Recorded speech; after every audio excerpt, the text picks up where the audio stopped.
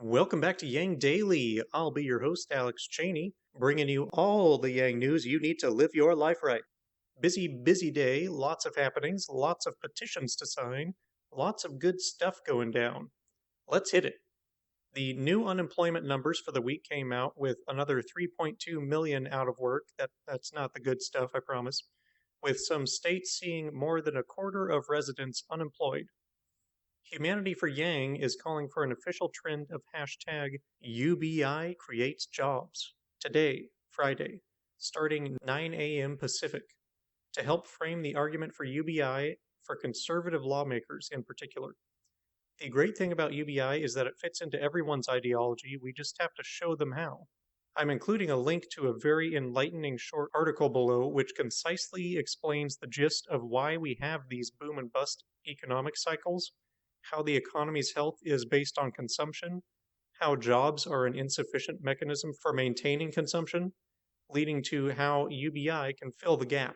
The TLDR is technology enables greater production efficiency, but businesses respond to that by laying off workers, which reduces overall consumer buying power, which reduces overall consumption, leading to more layoffs and so on, eventually leading to Great Depressions if the government fails to intervene. I recommend reading it as it's a very important economic relationship for everyone to understand. The salient point being, UBI can step in to fill the gap in consumer buying power that wages are leaving, keeping the economy strong. It also helps explain why our economy is only at 73% of productive capacity, which is why we could actually deficit fund a UBI without risk of inflation. But that's a whole nother can of worms. The new Finnish trial results showing UBI increases employment would also fit in nicely with this argument for UBI being pro-work, so that might be good to fit into the messaging campaign. Starting Saturday and continuing for 1 week, everyone who can is asked to record a 15-second video with a short demonstration of how a single stimulus payment is not enough and recurring payments are needed, attaching the hashtag recurring cash payments. Some ideas for this are shaking a piggy bank with a few coins in it, showing an empty wallet or a bare fridge or piled up bills. Just something to show Congress that ongoing support is needed for people or our economic system will get worse instead of better.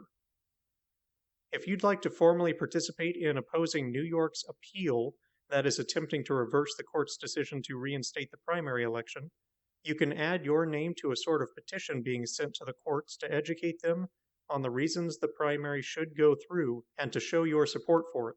It involves filling out a form with basic geographical and voting information, and the option to just add your name or to also add a statement. The brief is being put together by civil rights litigator Ezra Young. If you live in Massachusetts, I've got great news for you. There is a ballot initiative to get ranked choice voting on the ballot, so it can be used statewide for elections. All you have to do is follow the link below and add your name, and get everyone you know to do the same. And one day soon, you might actually get to cast a fair vote for who you actually want, without having to give up your vote between the mainstream candidates in case your first choice doesn't win.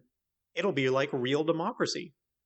I still don't know why we're pushing this instead of score voting, but whatever, it's progress.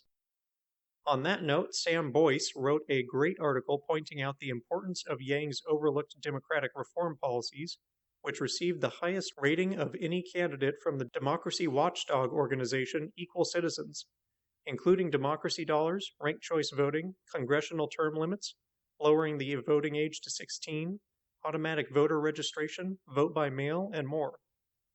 Sam asked Heidi how those policies being in place would change her run for Congress, and she gave this excellent response. Quote, UBI would have allowed me to consider leaving my job to campaign full-time, while still having my basic needs met. This would mean that I could have been laser focused on the campaign rather than trying to keep a full-time job while running a campaign. It's been difficult to juggle both things and do them well.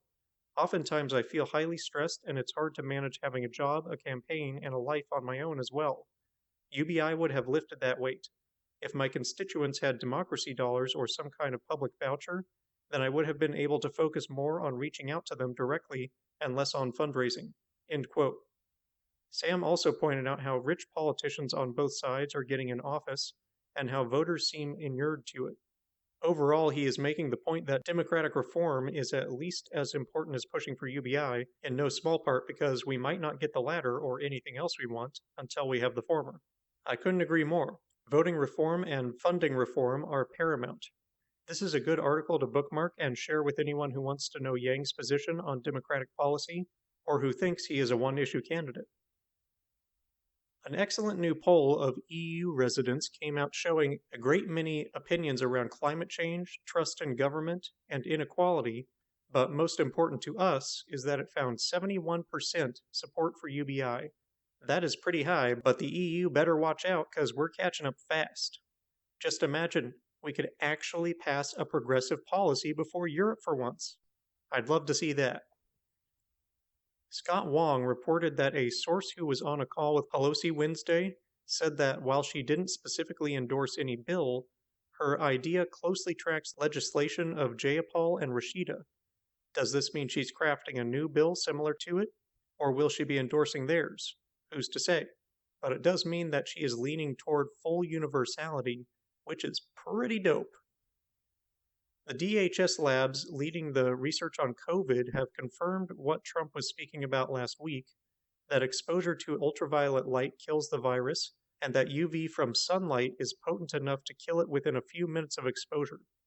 This could mean that setting things out in the sun for a bit is an effective way to sterilize the surface facing the sunlight. If you're looking for a way to keep track of all YangGang and Humanity First channels and podcasts and media of all kinds, I have good news for you. Tom the Connector has set up a sweet website, thetrickleup.com, which does just that. It's a giant hub for all media that has to do with the movement. From the man himself, quote, "We are YangGang News and Entertainment, a platform for all content creators to opt in to grow their audience as we 10x the YangGang. We want to have a media site rivaling the Young Turks and show off all the fun, interesting, and cool stuff that YangGang does every day to grow our collective audiences." End quote. And they could use our help getting the word out, gang, so please visit the site and share it on social media, especially with any content creators you don't see represented there. Let's get organized. Speaking of, Yang promoted the organization One Shared World on Twitter, saying that they are a global movement in line with Humanity Forward and could be allies in promoting UBI and M4A across the globe. I'm new to this organization. Their website has too much flowery language for my liking, but their goals do seem to be very humanity first, mostly combating climate change, improving the human condition, access to healthcare and education, that sort of thing. I'm certainly open to more allies. Check it out for yourself and consider signing on. Pete and Yang had their discussion today. I managed to listen to it, and it was pretty much Pete saying that Yang had been right about disconnecting income and healthcare from employment, and both of them trading compliments on each other's campaigns. They also talked racism, lockdown life, favorite books, and married life. Honestly, pretty disappointed that neither one suggested any effort to combine forces on solutions such as UBI and M4A, which is what I was really hoping for in this conversation. Hopefully they'll discuss that off camera because we don't need more idle chatter, we need action. In podcast interview news, Yang had his episode with Krystal, where they dug into how our democratic system works, or doesn't, as well as Krystal's history, how the stimulus response has failed, and reasons for resistance to the real solutions. It was as fascinating as expected, though I wish it could have gone longer to better address UBI and what's going on there. Still, it's great for people to get more informed on the biases of our democracy. Yang also announced that Democratic politician Bakari Sellers will be a guest on Yang Speaks, though it wasn't clear when. Mike Broyhier made an appearance on Bo of the Fifth Column's podcast to talk beating Mitch. Matt and Padgett had their interview. Basically, they discussed that Matt and Zach support Trump over Biden because they think he's better for the economy than Biden, and Biden is offering nothing otherwise. As well as that Matt and Padgett apparently think the lockdowns are pointless. Now, I don't want to take them too out of context there, but I definitely disagree with them on both points, really. Heidi of Vets for Yang hosted James Ellers, Erica Simone, Jeannie, Ronald Marzette, and Ashley on her podcast, The Gang Saves Humanity, to discuss the capture of Ahmaud Arbery's killers. And finally, Boyce of Mindful Skeptics had the gang's premier video marketing specialist James Treacle on his podcast to get to know Treacle better. Unfortunately, I didn't have anywhere near enough time today to get through all of those, so you guys will have to let me know what all the good stuff that came out of that is. And that'll do it for today's Yang Daily. Bookmark the consumption and democracy articles and the EU UBI poll. Sign the New York primary brief and RCV initiative. Check out The Trickle Up, share it around, and follow them on Twitter. Visit bailoutthepeople.com and take action. Call the Congressional Switchboard to send the most effective message you can to your representatives. Help recruit burners and others to the cause and get everyone to sign the petition and join the UBI movement. Flood Congress and Trump with calls, tweets, and letters, but particularly 5 calls a day, using the Resist Bot or Income Movement as easy contacts below. If you need help, consult Humanity Forward, the Income Movement Aid Database, United Way, or the H3 podcast thread, and don't forget to Yang Daily.